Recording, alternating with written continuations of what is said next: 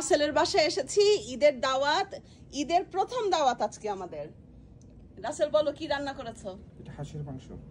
হাঁসের মাংস ঝাল ঝাল করে, খিচুড়ি, ডিম, এটা ছিল একটা শুটকি ভর্তা।